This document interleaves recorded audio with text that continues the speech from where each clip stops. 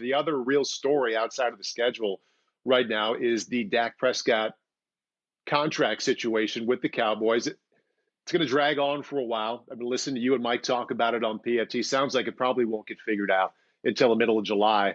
But there are so many ways to talk about this. And because it is a news story that remains close to the top of the headlines and has been hanging around, I thought it would be fun to kind of revisit your ranking of him. And I could throw out where I have him ranked as well, starting quarterbacks 1 through 32.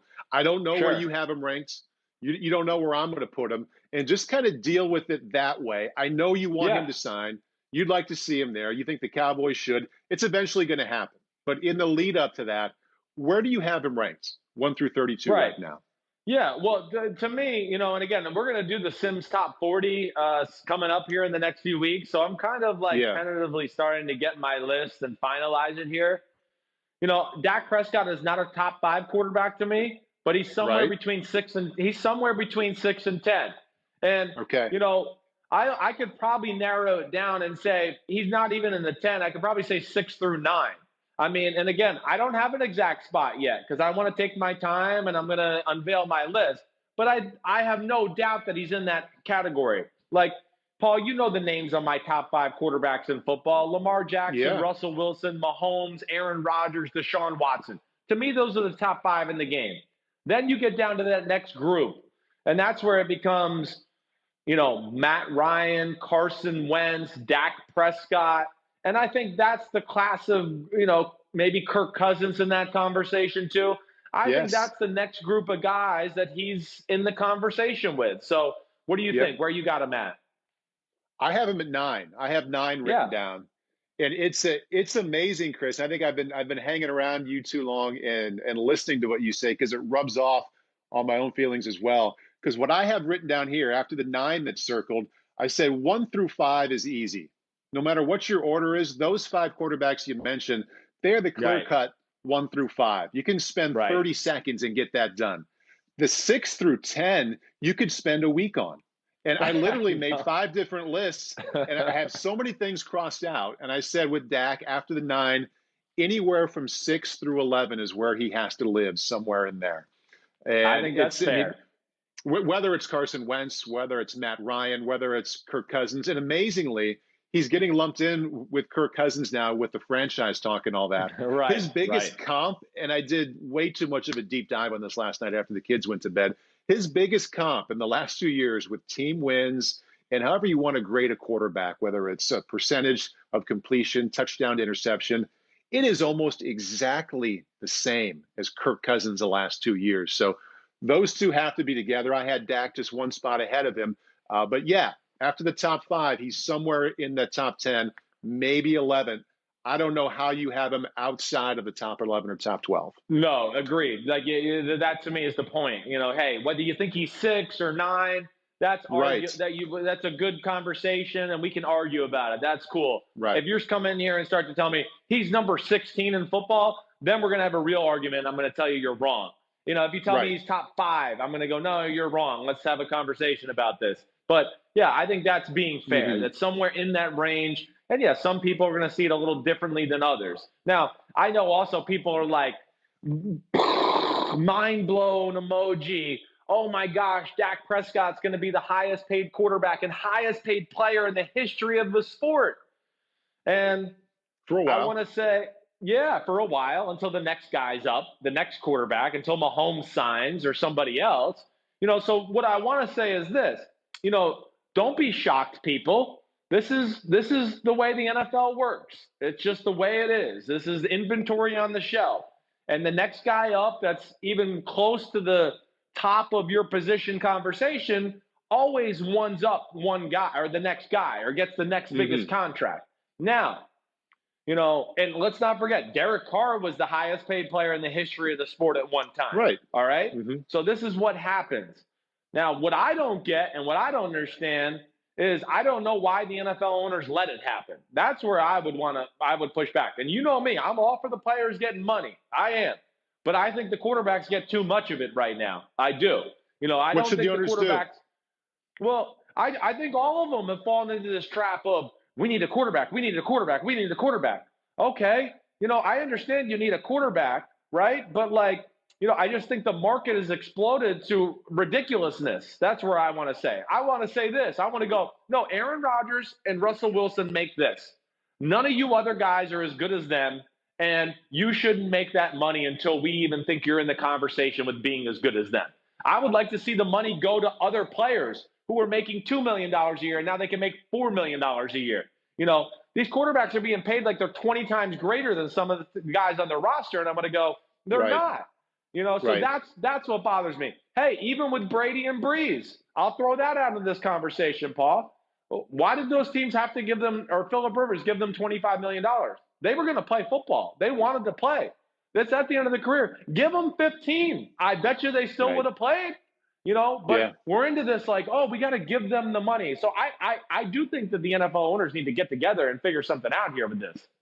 So as I'm listening to you, I also thought of this in the last, and I don't know if it was 7 years ago or 9 years ago or 10 years ago, Chris, but you remember very well when the first overall pick used to get, I think Sam Bradford got like north of 40 million and Matthew Stafford got around 50 million, and people were similar kind of conversation. They're like, hold on a second. This is ridiculous. Everybody was saying for years, this is just the way it is. It's good for business. At some point, the owners put an end to it, or somebody put an end to it. So it's happened once recently with a major $1 million problem, one player getting way too much.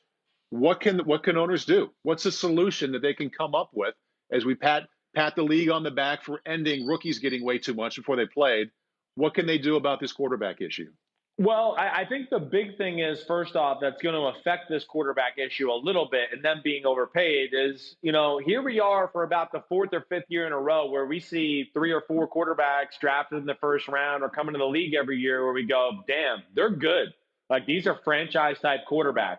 So I do think those type of players, for lack of a better phrase, are growing on trees a little bit more than maybe they were 20, 25 years ago. I think the popularity of the sport and just the focus on the quarterback position and it being the number one sport in our country for so long, so many of our great athletes in this country have decided, I want to be the quarterback. I mean, that's when I watch a game on TV with my mom and dad, all they do is show the quarterback. All they do is show his face and what he does. And when something good happens, they say the quarterback did it. Nobody else on the team did it.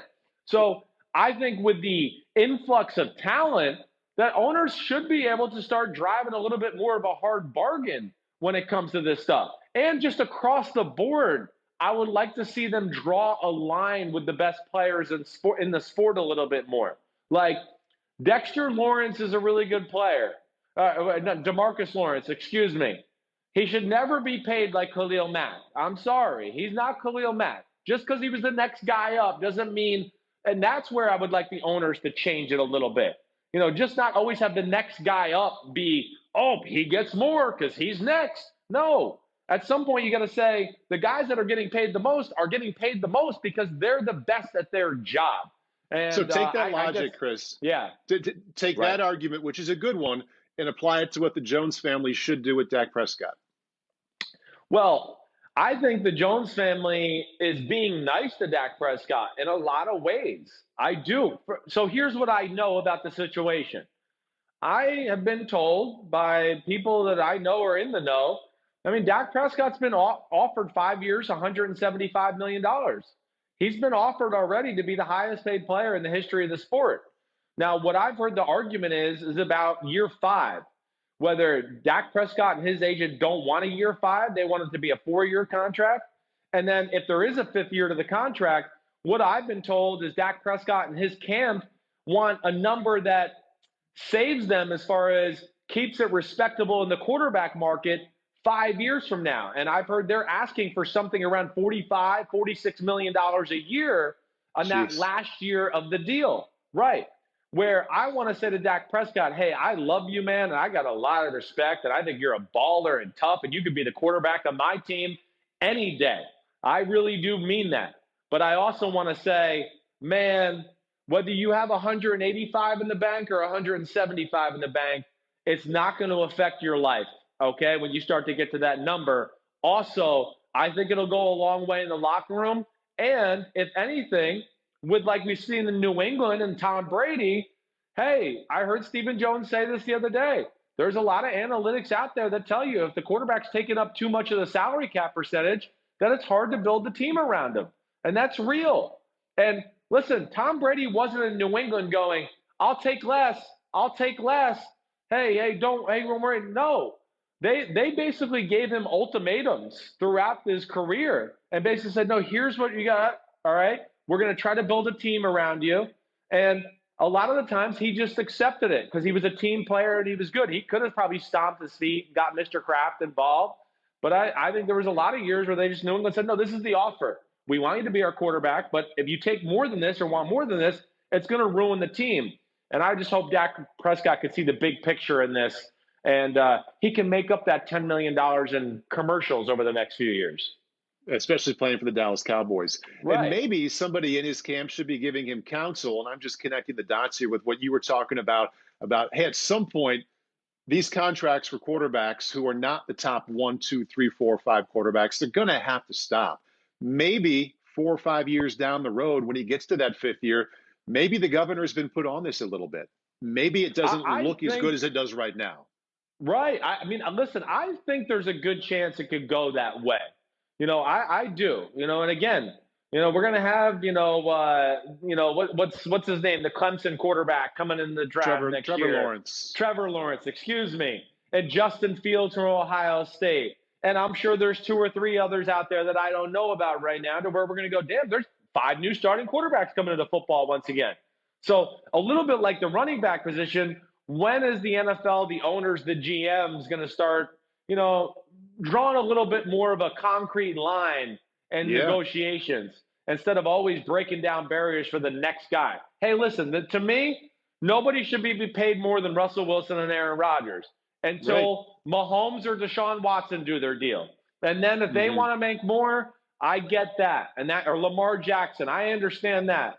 But I just don't agree with this. And I'm shocked that the owners have let it go this way, where the next guy up always gets more. To me, that doesn't make sense. And I think at some point that will slow down. I don't know. You agree with everything I'm saying? If you don't, tell me to shut the hell up. No, I'm sitting here nodding my head, agreeing with most of what you're saying. The main point is that, like you, I'm all for the players getting every last dollar they can, because this game goes away in a hurry, and they're going to be middle-aged men, and you want to have as much money as possible, and I want them to get that. However, like the point I made about when the rookies, the first-round picks, used to get $48, $49 million, at some point, the pretty good players or the really good players getting $30, $35 million and getting up into the $40 million, it's going to stop. I would think it's going to have to. So go ahead and take, I don't know the details of Dak's offer, but go ahead and take what's on the table right now, whether it's 130, 160, or 140 million, because I think there are a number of people thinking like you, and that whether it's 2022 or 2024, there's going to come a year when these dollars are going to get reined back in a little bit for the good but not awesome quarterbacks. Yeah, well, I just would like to see the wealth spread. Yeah, that's all I'm saying. That to me is more important to me than anything else. It's not, of course, I don't want the owners to have the money. Screw the owners. They got $1 billion. Yeah, give it to the players, sure. And so, the players need it. But my point is like, to what I said earlier, like Jared Goff is not worth, 4 Robert Woods. I'm sorry. I mean, he's just not. That to me is stupid. And that's where I think it's gone wrong. And we're overvaluing the position, or, the guy that's the face of our franchise and all that. They're just, again, that's a lot of crap. Build a team, okay? Yep. And your quarterback will look like a top 10 quarterback. And the Rams would be the perfect example of that. I don't think Jared Goff's anywhere near a top 10 quarterback. But he's getting paid like he's a top 5. Why? Because that team has been phenomenal. And then they went to the Super Bowl. But the public perception and the media, Jared Goff's the face of the franchise. He's a Super Bowl quarterback. And I want to go, hey, listen, I like Jared Goff, but there's like 14 other quarterbacks that we could have put on the Rams, and they still would have gone to the Super Bowl. I don't mean to disrespect that way, even though I know I'm disrespecting that way. But, that's my point. Hi, I'm Mike Tirico, and thanks for watching. Make sure to hit subscribe for the latest news and highlights from NBC Sports.